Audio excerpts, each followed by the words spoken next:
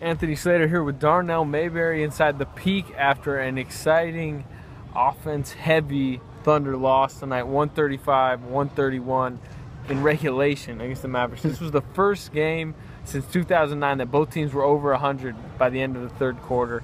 But as I mentioned, the Thunder lost. A bad one because if standings-wise, playoffs-wise, because this basically eliminates them from the 7th seed. Now it's 8th seed are out of the playoffs, and an 8th seed comes with the Warriors. So in that sense, I thought it was a bad loss. Yeah, I think it was a horrible loss from that standpoint. The defense has got to get better. You can't give up 61.5% on your home floor especially. Yeah. That's a season high for an opponent shooting. 135 points was a season high. They gave up 35 assists. 72 points in the paint. Just the list goes on and on to how bad this performance was defensively. Only one block shot tonight. 72 points in the paint, one block shot. Yeah. Scott Brooks, I believe, called that 72 points in the paint ridiculous. Yep.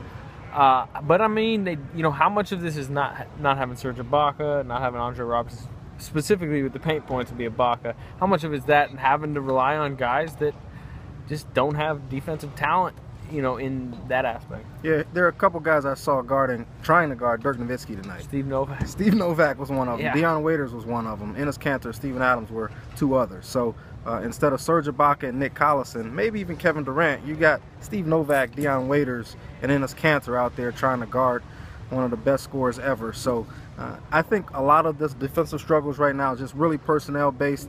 You're asking non-defensive players to really go out there and guard some of the best players in the world, offensive players in the world, and it's just a losing proposition.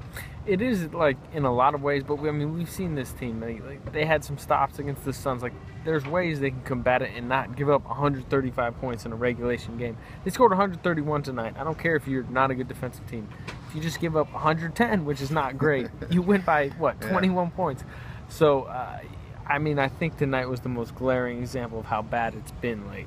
Yeah, it definitely is. All those season highs, that really tells a story of how bad the defense was tonight. Yeah. And I just go back to who they got on the floor. Anthony Morrow, DJ Augustine. These guys aren't defenders. They're shot makers. They're offensive minded players. And until the Thunder gets the cavalry back, they could continue to struggle defensively. If you want to go any bright side tonight, they did score 131. So Anthony Morrow, a season high 32 points. He was great. That quick trigger three he's got going is such a weapon. Enes Kanter, I think he had 30-15. Yeah, career high 30 points. Russell Westbrook, his 10th triple-double. Yeah. A lot of great things offensively tonight. 14 three-pointers for the Thunder. That's also a season high for the team. Just not enough stops. And now they go with Steven Adams is nursing. He had an ankle sprain late. Seems to think he's going to be fine. May or may not play Friday, but they're going to really need him Friday against that front line of the Grizzlies. Tough upcoming schedule. At Grizzlies Friday.